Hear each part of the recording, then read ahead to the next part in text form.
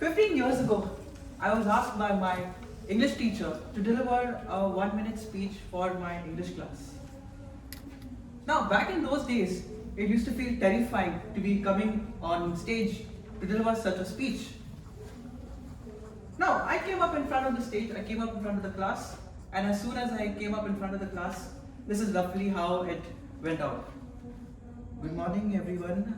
My name is Bryce, Dsouza, and today I'm going to speak about myself. I study in our own English high school, Sharjah, in the 6th standard. My hobbies are.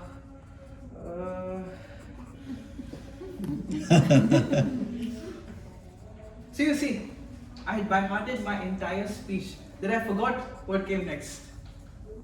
My classmates, on hearing what I had to say, they laughed at me, saying, "I see this boy, man, he forgot his line."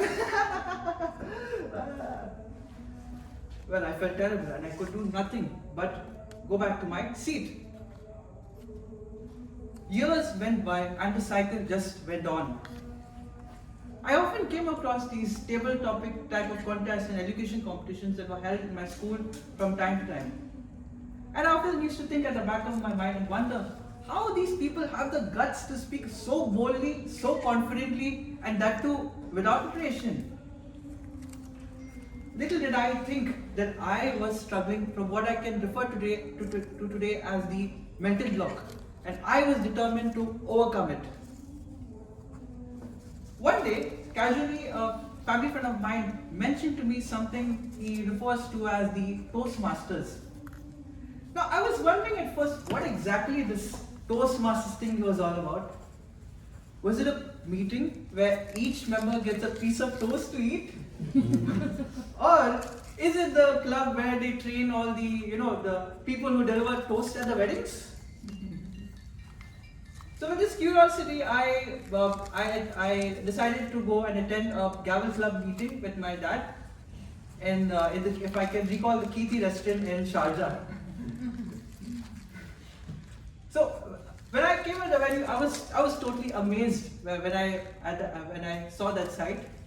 The meeting was well set up professionally, and more so, I also saw people, people my age taking up the roles of the prepared speeches, the supporting roles of our counter, grammarian, and timer.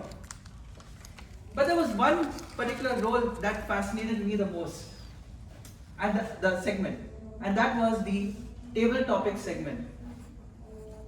Now, as soon as we arrived at this table topic segment, the table topics master called upon me to speak at the meeting. And I was given roughly 30 seconds to think about my topic, after which I then had to begin. While I don't recall the full details of how the table topic was, how it went about, this is roughly how it went. Thank you, fellow Gaveliers and guests.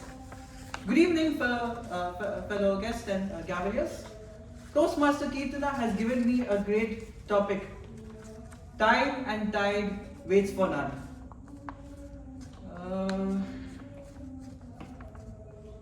Once again, I was compounded with the same problem. But there was a slight difference over here. The audience didn't laugh at me. The audience clapped for me.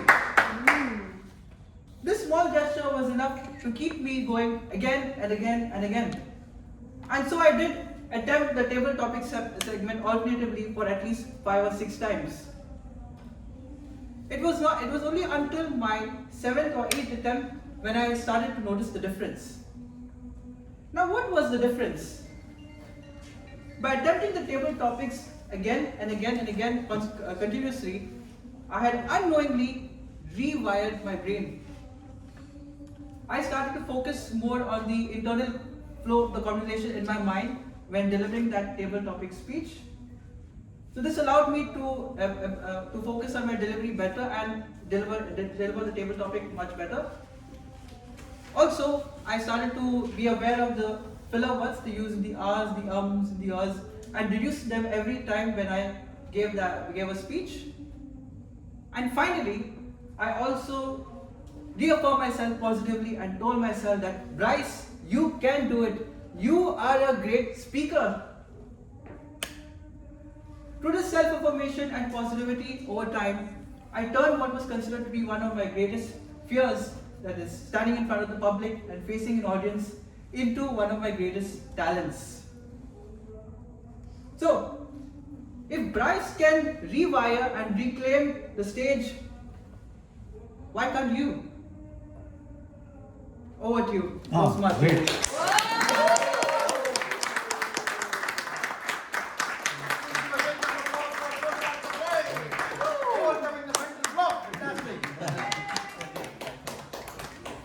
Over to you, Anjana. Yeah. Thank you so much, Toastmaster Bryce. Now we have the next speaker. He is a Toastmaster since December 2025.